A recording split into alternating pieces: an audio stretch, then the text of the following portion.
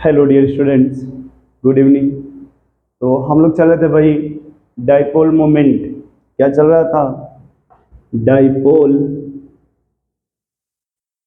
Dipole moment, जिसे represent किससे करते हैं? म्यू से। रिप्रेजेंट किससे करते हैं? म्यू से, है ना। तो लिखना आप लोग कि dipole moment is the vector quantity. लिखेंगे it is the vector quantity. It is the vector quantity, है ना। अब देखो वेक्टर क्वांटिटी का सेंस होता है कि सर उसमें मैग्नीट्यूड मैग्नीट्यूड प्लस क्या होना चाहिए?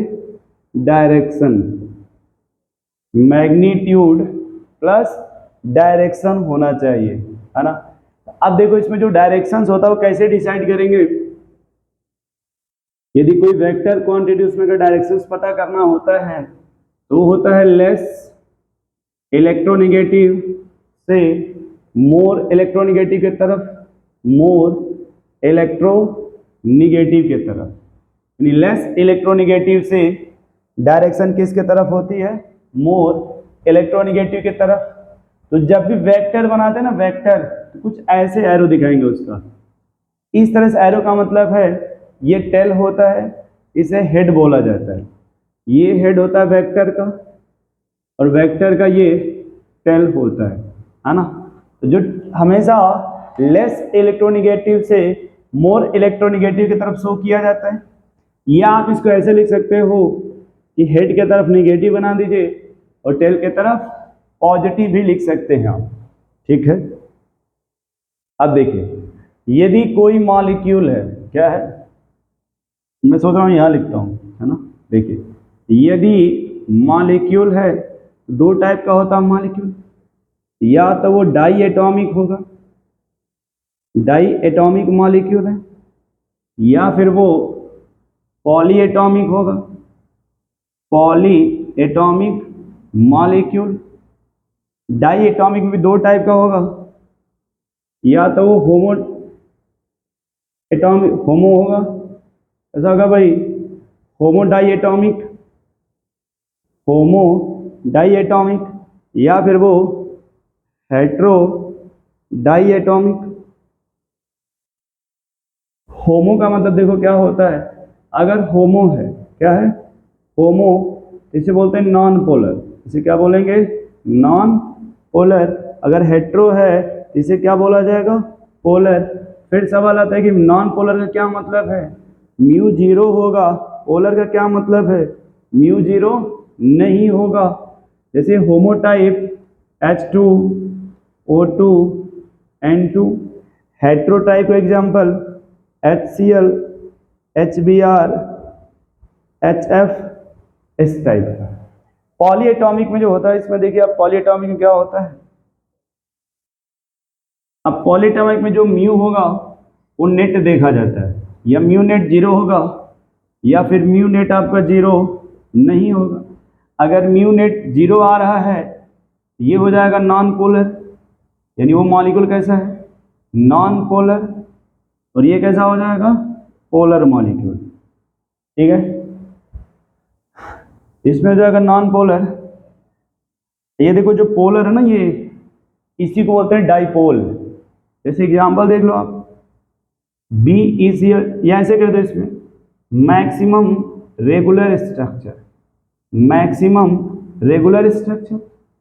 इसमें कहेंगे maximum irregular structure, irregular structure, ठीक है। तो यदि रेगुलर स्ट्रक्चर मैक्सिमम रेगुलर है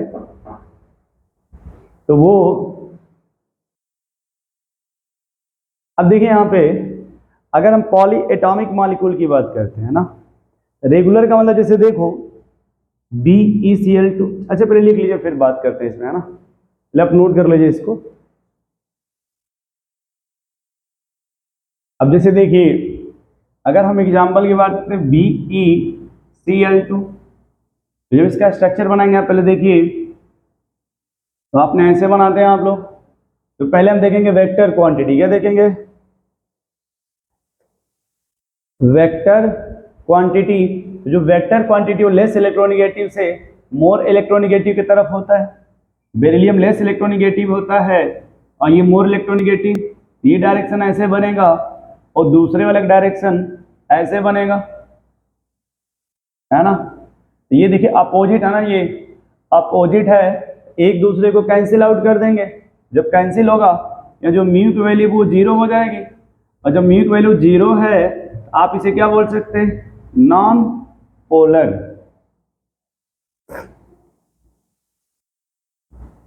दूसरा देखिए, यदि मान लीजिए है BF3, ठीक है, ऐसे समझिए बोरान ये 2 और ये 3, ठीक है। तो अब अगर देखो सिर्फ बॉन्ड की बात की जाए तो बोरान की इलेक्ट्रोनिगेटिविटी 2.0 होती है और फ्लोरीन का 4.0। तो डायरेक्शन ऐसे दिखाएंगे इस तरह से। अगर हम सिर्फ इस बॉन्ड की बात करें तो ये बॉन्ड हमारा पोलर है। लिखा था आपने डाई एटॉमिक में हेट्रो एटॉमिक, देखो ये हेट्रो एटम अलग अलग एटम है, ये क्या होगा, पोलर होगा, और इसका जो म्यू है वो जीरो नहीं होगा। फिर जब हम सबको मेंशन करेंगे, अब मॉलिक्यूल को देखेंगे, किसको, मॉलिक्यूल को, ये दिखेगा कि सर यहाँ पे थीटा 120 डिग्री है। थीटा कितना है, 120 डिग्री। तो कभी भी अगर थीटा 120 होता है, थीटा कितना होता है 120, अगर उसमें ये होता है कि दो वेक्टर का रिजल्टेंट अगर एक इधर है और ये ऐसे है, और अगर ये 120 डिग्री है, तो मान लो अगर ये 5 न्यूटन, ये भी 5 न्यूटन है, तो जिसका रिजल्टेंट आएगा वो भी आएगा 5 न्यूटन। यानी इसके कहने का सेंस ये होता है कि अगर हम इन दोनों का रिजल्टेंट निकालें तो देखो इधर आएगा और ऊपर भी वही, सेम ऊपर भी वही है, तो यहाँ पे जो म्यू होगा वो कैंसिल आउट हो जाएगा और म्यू की वैल्यू कितना आएगी, जीरो। म्यू की वैल्यू क्या हो जाएगी, जीरो। एक बात देखो, मैं तुम्हें डायरेक्ट बता दे रहा हूं इसी को बाहर निकाल करके, यदि कभी भी सराउंडिंग एटम सेम टाइप का हो, चाहे वो 2 हो, 3 हो, 4 हो, 5 हो, चाहे जितना भी हो, अगर सराउंडिंग एटम सेम टाइप का है, उसका जो नेट मोमेंट आएगा, डाइपोल मोमेंट ओवरऑल मॉलिक्यूल का, वो जीरो हो जाएगा।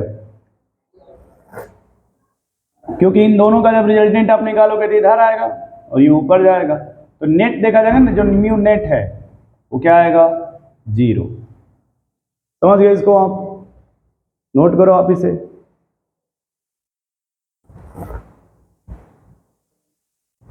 अब देखो हम लोग को मेंशन करना भाई SO2 एंड SO3, इसमें समझना है कि डाइपोल मोमेंट क्या होगा।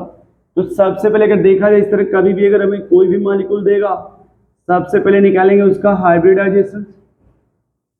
sp2 का मतलब पहले स्ट्रक्चर ऐसे बनाएंगे, ठीक है। उसके बाद देखेंगे सेंटर में कौन है, सल्फर, कितने ऑक्सीजन है, 2, और ये क्या हो जाएगा आपका लोन पेयर। यहाँ भी सेंटर में कौन है, ऑक्सीजन, सॉरी सल्फर। पहले ऐसे स्ट्रक्चर बनाएंगे। अब देखिए ये देखो सेम वही बन गया ट्राइगोनल प्लानर, तो यहाँ म्यू आपका जीरो हो जाएगा। क्यों, क्योंकि थीटा 1 डिग्री है, 20 है, ये सब के सब कैंसिल आउट हो जाएंगे। और इसमें देखो ये लोन पेयर आ गया ना, लोन पेयर, तो जो लोन पेयर होता है ना, ये एक नोट लिखेंगे यहाँ पे कि कभी भी यदि लोन पेयर आ जाए ना, तो सेंट्रल एटम के से दूर होता है, उसे कहते हैं वर्टिकली अपवर्ड। उसे क्या बोलते हैं, वर्टिकली अपवर्ड। जैसे आपने अम्ब्रेला देखा होगा, अम्ब्रेला में एक ऊपर की तरफ होता है ना, उस ऐसे, तो उसको बोलते हैं वर्टिकली अपवर्ड, है ना। एक बार लिख लो आप, direction of lone pair, direction of lone pair in hybrid orbital, in hybrid orbital away from the central atom, away from the central atom. अब देखो इसमें क्या है, directions of lone pair in hybrid orbital is away from the central atom, यानी इसका मतलब ये हो गया कि जो SO2 है और ये लोन पेयर है, इसका डायरेक्शन इस साइड में होगा और इन दोनों का जो डायरेक्शन है वो इस साइड में होगा। तो अगर नेट इधर देखा जाए ये ऊपर की तरफ होगा और इन दोनों का जो रिजल्टेंट है वो इधर होगा। तो ये दोनों कभी इक्वल नहीं होते, क्योंकि लोन पेयर का मैग्नीट्यूड अलग होगा, ये लोन पेयर का मैग्नीट्यूड अलग होता है और इन दोनों का मैग्नीट्यूड आपस में अलग होगा, तो कभी भी ये इक्वल नहीं होगा, यानी जो भी म्यू आएगा वो जीरो नहीं होगा। इसलिए इसे बोलेंगे पोलर मॉलिक्यूल। ये क्या हो जाएगा, पोलर मॉलिक्यूल। ठीक है, जैसे आप देखो अमोनिया का नाम सुने होंगे, तो ये देखो कुछ इस तरह से होता है और ये है लोन पेयर। कहेंगे कि लोन पेयर का डायरेक्शन क्या है, अपवर्ड, और इन तीनों का भी डायरेक्शन सेंटर की तरफ होगा ऐसे, तो यहाँ भी म्यू इक्वल नहीं होता, यानी अमोनिया में कैसा होगा, पोलर मॉलिक्यूल। फिर बात करते हैं वाटर का। वाटर में कितने लोन पेयर है, 2, इसका भी रिजल्टेंट कहाँ होगा, ऊपर के तरफ, और इन दोनों का भी मैग्नीट्यूड ऊपर के तरफ, यानी यहाँ भी म्यू नेट जीरो नहीं होगा। तो जिसमें भी जीरो नहीं होता है उसे पोलर बोलते हैं। उसे क्या बोलते हैं, पोलर। नोट करो भाई से।